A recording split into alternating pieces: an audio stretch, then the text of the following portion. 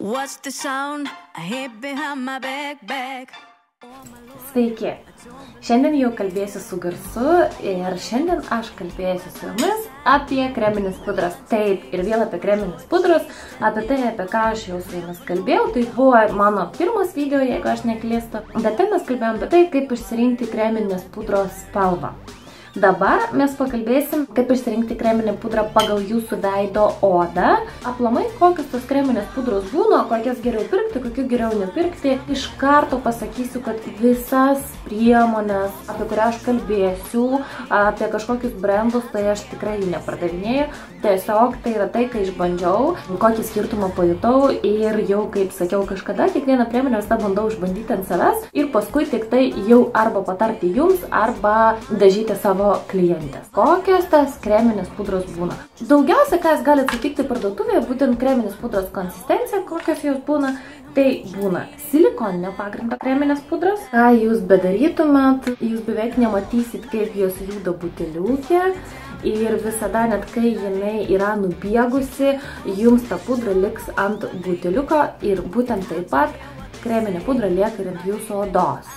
Silikonas, jis neleidžia odai kokybiškai kvėpuoti, tai dėl to stenkitės kiekvieną dieną tokios kreminės pudros nenaudoti. Jūs galite ją naudoti, jeigu jūs, pavyzdžiui, labai dažnai pasirodot scenai ir jums reikia, kad veidas neblizgėtų. Jūs puošit save kiekvieną kartą, jeigu einate kažkokią šventę, kur jums reikia, kad makiažas išliktų nuo ankstyvaus ryto iki vėlyvo vakaro. Tai tada jo, silikonas jis tikrai gerai laikys. Jeigu jūs filmuojate po vandeniu, jums yra fotosesija su delfinais, silikoninė kreminė pudra, tai yra numeris 1, kas padės jums būtent išlikti labai gerai ant jūsų veido. Bet silikonas, kaip jau ir sakiau, neleidžia odai kokybiškai kvėpuoti ir dažniausiai silikoninės kreminės pudras deda į profesionalias kreminės pudras, ką aš jums dabar ir parodžiau. Aplamai mano nuomonė apie profesionalios kosmetikos naudojimą dėl savęs, bet tai yra mano nuomonė. Kas liečia kažkokių kreminių pagrindų, tų priemonių, kurios arčiausiai liečiasi su jūsų oda, stenkitės visgi jų nenaudoti dėl to, kad profesionali kosmetika yra sukurta profesionalai. Profesionali kosmetika nėra sukurta, kad rūpintis jūsų odą, kad jie puoselėte, kad jinai atrodytų nuostabi, kad kiekvieną dieną jūs atsikeltumėt, uždažytumėt tą pudrą ir jūs dėl tos pudros vis jaunėtumėt ir atrodytumėt vis gyvesnė, gražesnė ir panašiai. Vėliau, kai aš papasakosiu apie visas tas kreminės pudras, tai aš jums papasakosiu vėlgi apie tai, kuo skiriasi profesionali kosmetika nuo neprofesionalios kosmetikos, kad tiesiog gal neperšokti nuo temos prie temos. Bet būtinai vėl papasakosiu apie tai šiame video. Nes gal tai yra viena dažniausių klaidų, ką daro mergaitės, kai perka profesionalias kreminės pudros, galvodamos, kad jų oda atrodys visada taip pat nuostabiai, kaip atrodė vakar, kai dažė ją vizažistė. Atrodys, bet kas bus po kelių mėnesių naudojimo, tai jūs duosit savo dar plus kelis mėnesius amžiaus. Tad, sakau, aš apie tai pakalbėsiu šiek tiek vėliau. Toliau pakalbėsim apie vaško pagrindo kreminės pudras. Dažniausiai jos yra stiko pavidalo. Ir realiai, kai jūs užtepat, tai kas ten jum ant veido bebūtų, 100% jum visą tai bus uždažyta. Ne? Jeigu norit, galite net uždažyti tatuiruotis. Tai vaškas, aišku, labai storai užsiveda, jis tikrai maskuoja. Ir vėlgi, jeigu tai yra kažkokie filmavimai ar fotosesijos po vandeniu, tai jeigu mes įsivaizduokim žvakę, kuri yra grinai padaryta iš vaško, tai mes imam degančią žvakę, dedam po vandeniu ir kas nutinka su ta žvakyte? Jinai sustingsta. Tas pats yra ir su jūsų kreminė pudra, jinai tikrai gaudama dar daugiau drėgmės, jinai sustings ir dar geriau laikys.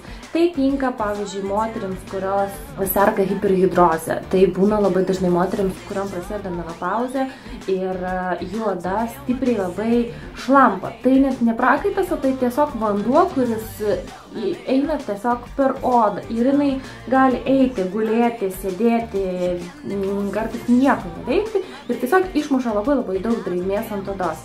Tai tokiu atveju, taip, vaško pagrindo kreminės pudros, kokios jos storos bebūtų, jos tinka, nes jos gaudamas tos drėgmės dar daugiau sustings ir ta jūsų problema bus beveik nepastebima. Bet jeigu jūs neturit tokios problemos ir ypač jeigu jūs norit pasidažyti su tokia kreminė pudra, kai yra karšta, kai dažniausiai yra kažkokia šventis, kai mums reikia labai stiprios priemonės, kad mums gerai laikytų, tai pagalvokit vėlgi apie tą pačią žvakę. Ką daro vaškas, kai yra labai šilta, jis tirpsta.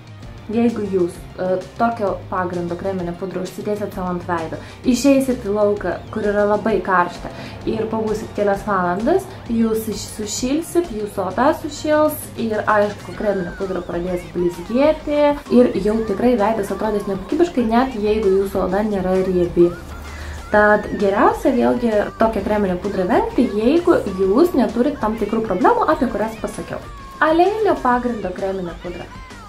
Matot, aliejus, iškart matosi, ką aš padarau, man ta putytė juda.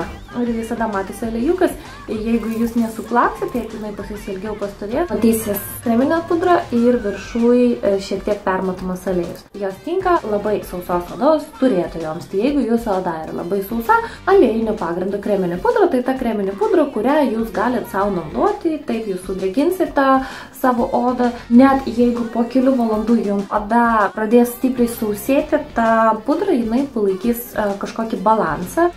Neleis odai šepitoti, nesutrauks odos, tad nejausit kažkokį diskomfortą.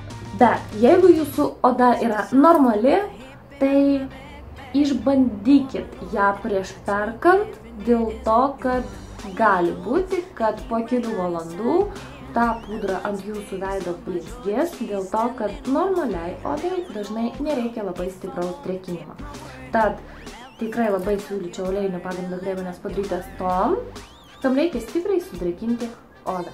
Ir paskutinė kreminė pudra, apie kurią noriu papasakoti, tai yra vandens pagrindo kreminė pudra, va čia jinai tokia kaip žalia. Vandens pagrindo kreminė pudra gal tobuliausiai tinka naudojama kiekvieną dieną, ypač jeigu jūsų oda yra normali arba riebi. Ir vandens pagrindo kreminio pudrų būna labai skirtingų. Ir jeigu, pavyzdžiui, koks Face and Body, jis padarytas taip, kad jis jums neuždengs kažkokios problemos ir jums reikės labai stipriai sluoksniuoti. Tai būna tikrai kreminės pudros, kaip pavyzdžiui, Clinique, jų kreminės pudros beveik visos yra vandens pagrindo ir vienos yra plonesnės konsistencijos, kitos yra storesnės konsistencijos. Pavyzdžiui, Beyond Perfection pudra iš Clinique, jinai nors ir vandens pagrindo, bet tobulai sulygina veido odos spalvą ir paslepia bet kokią spalvos problemą.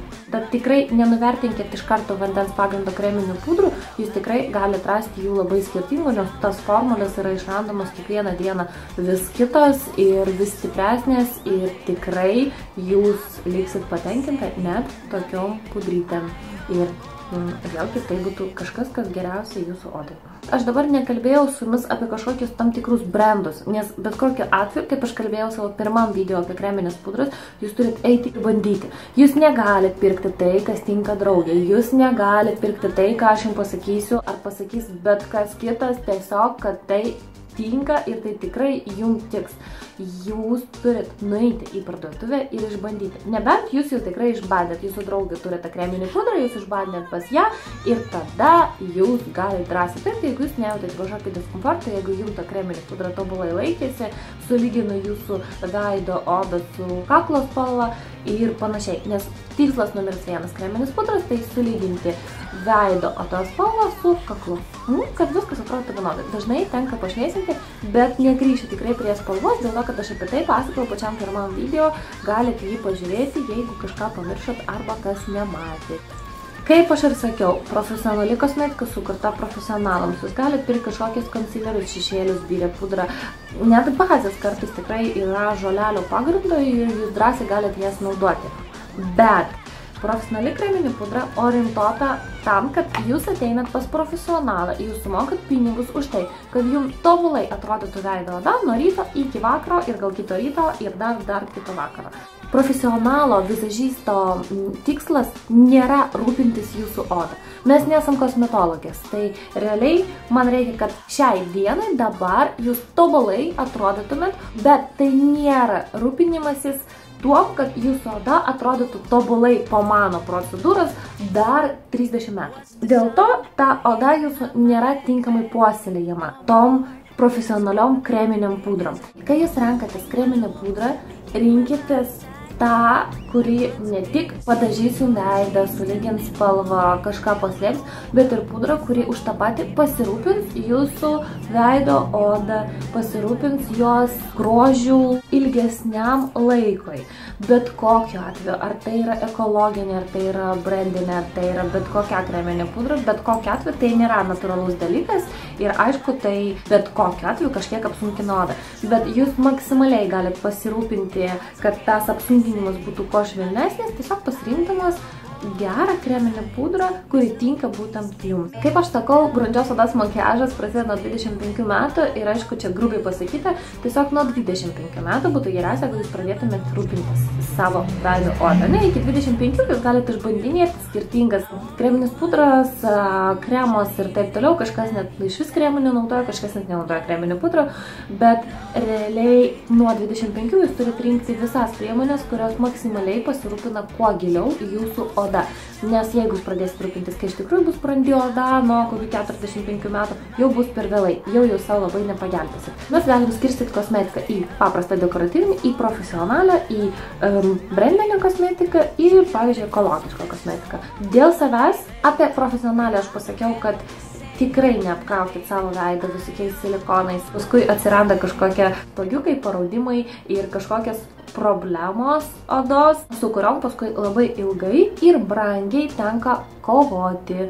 Profesionalią kosmetiką jums gali įsiūlyti ir sakyti, kad tai yra nerealiai ir kad tai tinka būtent jums kiekvienos dienos naudojimui.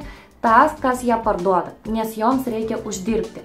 Net jeigu profesionali kreminė pudra su vandenuku, jo, pavyzdžiui, Face and Body, vandens pagrindu, ką jinai man blogo gali padaryti, nieko blogo jinai nepadarys, bet nieko gero jinai irgi nepadarys, nes jinai nėra prisotinta vitaminų, nes, kaip jau sakiau, jinai nėra orientuota į tam, kad rūpintis jūsų veido odą. Būna vandens pagrindo pudro, kurios turi savyje vitaminų, kurios plus dar ir rūpinasi. Tai pagalvokit, o kaina yra plus minus ta pati. Paprasta dekoratyvinė kosmetika, kuri labiau biudžetinė, kurią masiškai galim pamatyti parduotuvėse kaip Max Factor, L'Oreal, jinai yra daug paprastesnė, jūs galite rasti kartais ten pudrytės, kurios turi kažkokių vitaminų, bet galite rasti retai. Tai iš ten galite pirkti vėlgi šešėlius, kažkokias kitas priemonės, bet brandai, kurie labiausiai pasirūpina, kad kreminė pudra ne tik atliktų savo tiesioginę funkciją, kad sulyginti veido odą, bet dar ir pasirūpintų, tai dažniausiai yra brandinės kreminės pudros, kaip Chanel, Clinique, Sisley ir panašiai. Ir jeigu jūs sakysit man, kad tai yra brangu, tai kas perka profesionalią kosmetiką dėl savęs, kaina yra praktiškai ta pati. Plius tikrai galima rasti visokių duty free variantų, galima rasti ją internete ir kainos gaunasi tokios, vos ne per pusę pigiau nei parduotuvėse. Jūs galite tiesiog nuėjus į parduotuvę, užsidėti savo vieną pudrą kreminį, būtent jums reikalingos konsistencijos ant vieno šono paprastos dekoratyvinės kosmetikos ir kitą šoną savo uždažykit su kokia brandinė, vėlgi jums tinkančios konsistencijos kreminė pudra ir pavaikščiokit visą dieną. Jūs tikrai pajusit skirtumą. Visų pirma, jūs mokat tikrai ne vien tik už dėžutę ir už vardą, jūs mokat ir už tai, kad brandai labai daug investuoja į savo laboratorijas, kad atrasti kuo geresnės formulės, kurios kuo daugiau, kuo giliau rūpintasi jūsų veido odą. Tas pats yra su kremais, tas pats yra su bazėm ir kreminiam pudram. Yra labai didelis pasirinkimas sausai riebiai ir ten kažkokiai probleminiai, ne? Pavyzdžiui, Clinique, jie neturi kreminę pudrą su salicilo rūgštim, kuri tinka tom, kas turi spuogiukus, kad juos tiesiog nusausinti ir kad jų nebeliktų. Tai realiai tai apie daug ką pasako. Ekologišką kosmetiką padaryti tiesiog iš natūralesnių medžiagų, kažkokią mineralinę kosmetiką, jūs jas irgi galite pirkti, jos irgi orientuotos į tą, kad rūpintis, Bet vėlgi aš suprantu, kad jums gali daug kas remtis į kainą. Padarykit savo taupyklę, į kurią dėsit po kelis eurus. Pavyzdžiui, Clinique kreminė pudra, jinai kainuoja apie 40 eurų.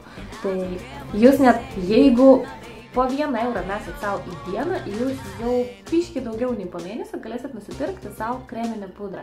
Bet tikrai kaina dažnai tai būna tiesiog atsikalbėjimas, nes jums nereikia 50 kreminių pudrų, jums reikia tik vienos. Ir niekada nepirkit iš karto, mes visada einam, išbandom, pardavėjai jums gali patarti, kas tinka būtent jums, jūs pasakysit savo problemą, pasakysit, kokia ta jūsų yra oda, jums patars, kokios kreminės pudros yra galimos. Jeigu jūs visiškai pasimetus, jūs galite parašyti man, mes galim net kartu nueiti į parduotuvę ir išsirinkti tai, kas jums tinka kartu. Bet kokiu atveju iš karto kreminį pudrą mes neperkam, o kaip aš sakiau pirmam video apie kreminės pudras, mes išbandom visą dieną ant odos, kad nebūtų kažkokio diskomforto, kad nesualergizuotų oda, kad nešerpėtotų, kad nesusiveltų ta kreminė pudra ir panašiai. Bet apie tai jau kalbėjau prieš tai. Prieš rinkdamasis tai, kas bus jums ant veido visą dieną, gerai pagalvokit, kaip jūs norit atrodyti rytoj. Būtent tai, ką jūs šiandien nešiojate ant veido, lems jūsų rytojaus išvaizdą. Jau šiandien mes galim pasirinkdamas teisingą, gerą kreminę pudrą išspręsti problemą ir padaryti taip, kad jinai nepasikartotų. Prieikit visada prie kreminės pudros pasirinkimo taip rimtai, kaip jūs prieinat prie kremo pasirinkimo ar prie maisto pasirinkimo, nes būtent tie dalykai ir lemia mūsų išvaizdą. Taip mes rūpinamės ir iš vidaus, ir iš išorės, ir aišku, pasirinkdamas tam tikrą gyvenimo būdą. Labai linkiu jums visada išlikti gražiom, žvaliom, sveikom, turėti idealaus grožio savo veido odą, spindėti, žydėti kaip dabartinis pavasaris ir neužilgo vėl susitiksim šiame kanale. Tad su šilčiausiais linkėjimais atsisveikinu, apkabinu, bučiuoju, ate.